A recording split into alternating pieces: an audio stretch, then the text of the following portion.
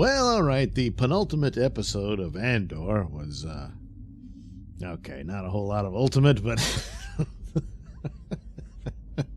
look, I like the show, but the point of it being slow and people finding it boring, there is, it's true, there is that, on the surface anyway. But what are you going to do? Again, all the problems is laid at the feet of what's going on before this show ever got off the ground. And I suspect we'll never know that it would have been had a larger audience and been given more of a chance if Star Wars wasn't in the terrible position it's in. But it is, and then that's where you are. Apparently they're going to give it away for free on ABC, but only a couple of episodes like the first one, in the hopes that people will want to sign up to watch the rest. That's not going to work.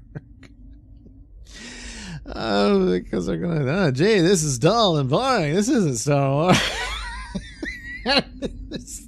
So you might as well, after it's done, maybe give it a week or so and then put it out for free. Say, don't get used to this. We're not going to, but the advertising dollars would make some money for you.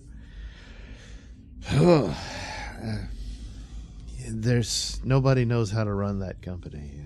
I mean, there's people who do, but they're, canceled and whatnot. But anyway, so they actually had some action in it. Luthen got into some trouble and had to have a space battle.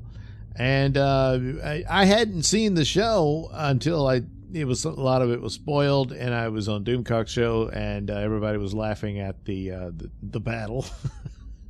And I made the joke that it's probably a landscaping vehicle, because it looks like there's like two giant lightsabers that come out of the side of his ship, and he fights with these TIE fighters.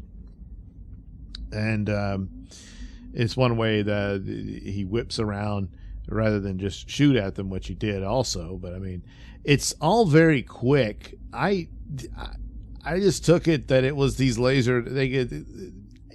I don't know. It's very fast. I mean, in the still picture, it's like, hey, those are giant lightsabers. So I don't know.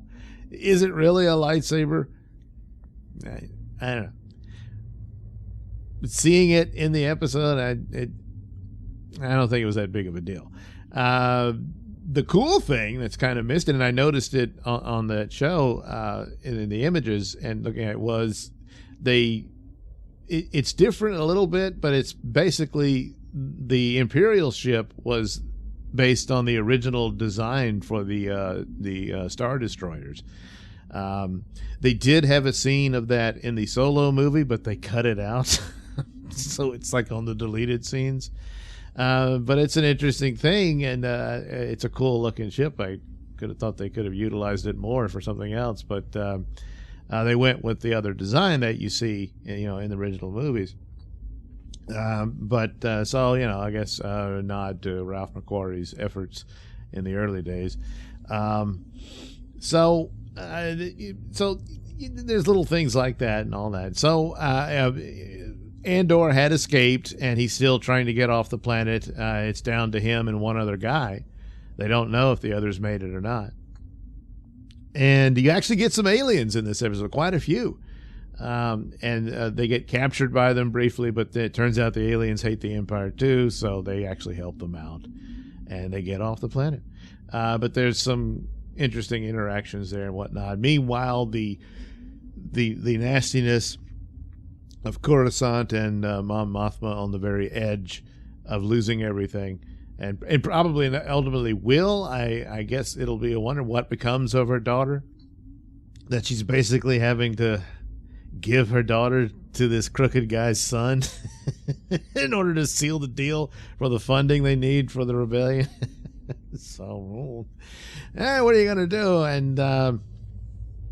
And I might have missed it, but I'm thinking her sister is the woman who was the leader that led the heist with, that they recruited Andor and all that.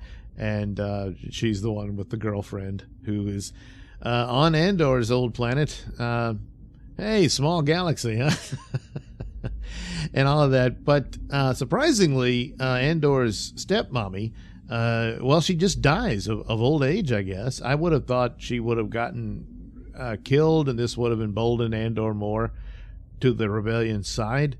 But I guess, his experience with the prison and everything is, put him in that position. It's not entirely clear that that's where he is. He and the guy that he escaped with, they part, and the guy says, we've got to tell people about what they're doing, what this is.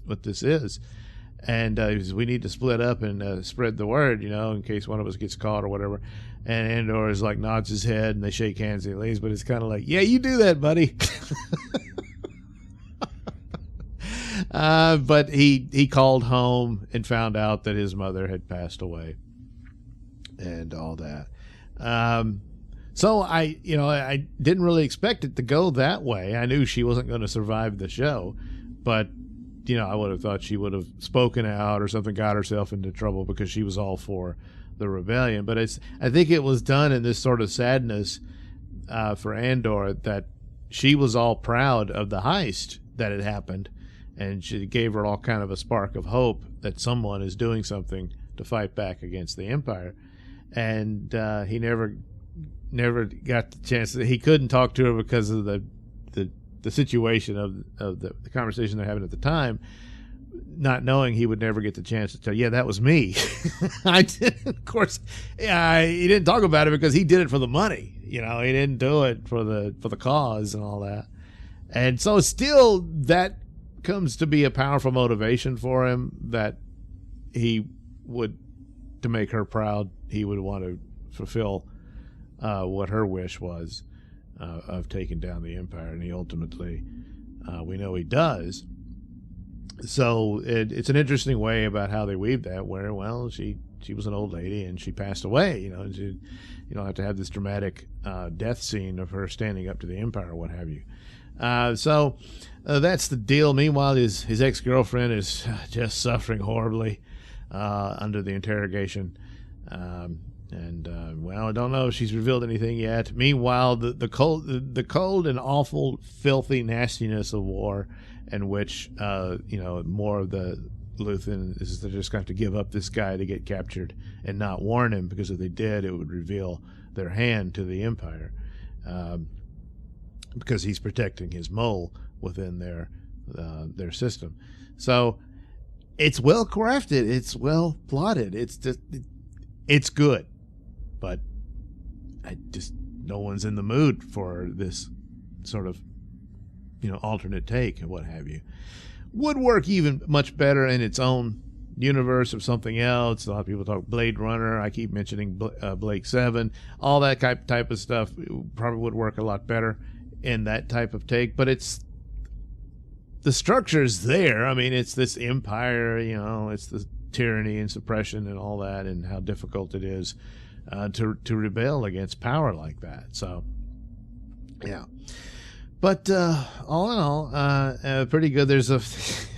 So he gets back to his old hotel room on the resort planet that he got arrested. But of course, someone else has rented the room. It's, again, more aliens. They're sleeping in the bed. He has to sneak in, and he had hidden his stash of cash and weapons and stuff. So he had to get. So it's rather brief and stuff, but I got a chuckle out of it. And so there you are.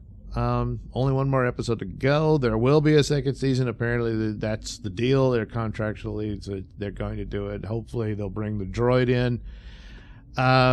Due to the situation they're in, I think it would have been much better to cut this down to size, not 12 episodes, and have the droid in it. That back and forth between Andor and the droid would probably sell the show alone. And you still have all the the other characters and all the nastiness behind the scenes manipulations going on and that sort of thing, and you'd have a pretty solid show. But well, they didn't go that way. So it is what it is, but it failed. It did, and you can go on and on and on like I did about the other reasons and factors writing against it. They can call how unfair that is, but that's the situation you're in. You might want to fix that, Lucasfilm. You might want to. Instead of running around chasing after Acolyte or crap like that. Yeah, I watched Tales of the Jedi. Don't waste your time. Anyway, there you go. One more episode of Andor. We'll see how that works out. Or, well, I will, and I'll tell you about it. And then I'll see what Season 2 does.